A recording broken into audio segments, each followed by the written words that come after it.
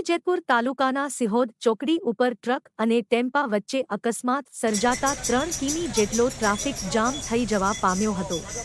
પાવી જેતપુરથી 3 kilometre જેટલા અંતરે આવેલી સિહોદ ચોકડી ઉપર 25 ડિસેમ્બરના મોડી સાંજે 7 વાગ્યાના અરસામાં છોટાઉદેપુરથી બોડેલી તરફ જતી ટ્રક તેમજ બોડેલી તરફથી છોટાઉદેપુર આવતો ટેમ્પો આઈસર ભયંકર રીતે સામસામે અથડાતા ટેમ્પો રોડની બાજુમાં ખાડામાં ઉતરી ગયો હતો તેમજ ટ્રકની અંદર ફસાઈ ગયેલા ડ્રાઈવરને આજુબાજુના લોકો દોડી આવી મહામુસીબતે સુરક્ષિત બહાર કાઢ્યો હતો।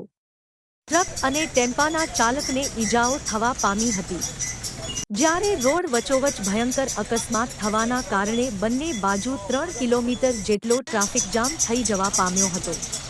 પાવી જેતપુર પોલીસ તાત્કાલિક સ્થળ ઉપર આવી જઈ બંને ગાડીઓને બાજુ પર ખસેડી ટ્રાફિક હળવો કર્યો હતો।